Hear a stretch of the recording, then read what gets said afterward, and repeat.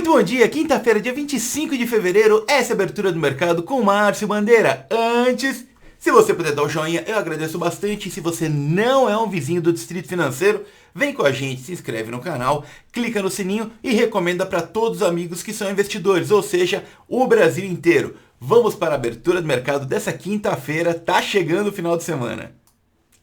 Lá na Europa, as bolsas operam com um leve viés positivo. Saiu o índice de confiança, índice de sentimento econômico, que é aquela expectativa de varejo, comércio. Saiu 91, desculpa, a expectativa era 91,6, saiu 93,4. Bem acima das expectativas também, os lockdowns têm a perspectiva que se encerrem e o varejo volte a andar, tá? Saiu também resultado de algumas empresas e aí a gente tem uma situação mais difícil. A Bembev cai 5,2%, a Bayer cai 3,9% depois de resultados, já a Anglo-América sobe 4,4% e a Aston Martin, aquela fabricante de carros de luxo, sobe 10% com perspectivas positivas para o ano que vem. Então, as bolsas operam com leve viés de alta por lá. Já nos Estados Unidos, 100 milhões de doses devem ser entregues pela Johnson & Johnson até julho e com isso os Estados Unidos já têm contratado mais doses do que a população inteira lá dos Estados Unidos. Ou seja, que vontade de pegar um avião, ficar quietinho lá, receber essas doses. É óbvio que não funciona assim, né?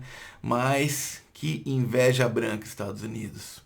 Principalmente dessa da Johnson & Johnson, né, que ontem falaram que funciona nas 3 variantes, a Reino Unido, Brasil e África do Sul, pode ser armazenado em geladeira e só precisa de uma dose. Enfim, vamos torcer para não pegar esse coronavírus e é a que eu gostaria de tomar, tá? A Moderna já preparou uma nova variante da sua vacina que vai funcionar contra a variante da África do Sul, tá? Então as ações da empresa subiram 5% com essa notícia no aftermarket ontem. Hoje na agenda temos prévia do PIB do quarto trimestre lá nos Estados Unidos, tá? Pedido de seguro-desemprego, pedidos de bens duráveis, a agenda tá bem repleta de indicadores que espero que saiam positivos e levem os índices lá para cima. Eles estão mistos lá nos Estados Unidos nessa manhã. Na parte de resultados temos Airbnb, Beyond Meat, DoorDash, Salesforce e Moderna. Já aqui no Brasil é estranho, né? De vez em quando a gente só tem coisas para falar da Europa, de vez em quando o majoritário é dos Estados Unidos e algumas vezes é do Brasil, como agora. Mas eu acho que desde que a gente começou o canal, normalmente os morning calls sempre são sobre os Estados Unidos e pouco sobre o Brasil. Nesses últimos dias, majoritariamente com o ruído político tem sido do Brasil, né? Bom, Bolsonaro levou lá para o Congresso MP dos Correios, mesmo modelo que ele levou da Eletrobras, que foi uma capitalização, né? Inclusive a Eletrobras chegou a subir 10%, depois negativou 3% com ruídos e que voltaria a proposta, mas a turma deixa disso, entrou em campo, o presidente lá no Congresso falou que não vai devolver nada, e aí os papéis fecharam com alta de 3%. Que assusta é a saída de investidor estrangeiro, né? Na segunda-feira, dia que saiu a notícia sobre a saída do presidente da Petrobras, saíram daqui 7 bilhões de investimentos estrangeiros.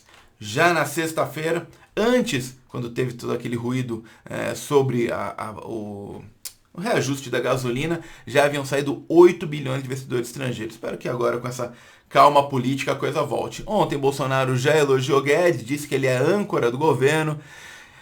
Ou seja, passou aí um pouquinho, né? E a grande notícia da noite foi o resultado da Petrobras, né?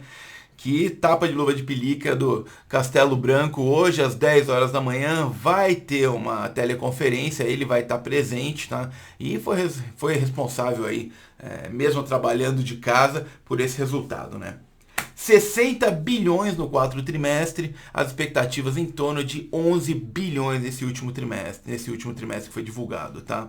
E vai pagar 10 bilhões em dividendos. Segundo a ZQuest, a Petrobras está barata, mas com a interferência política ela está cara. Concordo, tem que ficar no radar. Foi por isso que eu recomendei na segunda-feira, na segunda-feira, para quem já tinha apanhado 7% na sexta e na segunda, ou seja, quase 30% de queda aí, 30%, né, porque tem que ser acumulado, desligar e ter paciência, se não tivesse colocado muito dinheiro, porque ruído político, na maioria das vezes, é oportunidade de compra e foi o que aconteceu. Provavelmente com essa alta a gente deve ter mais uma puxada. No pré-mercado lá nos Estados Unidos, as ações da Petrobras estavam subindo em torno de 3%.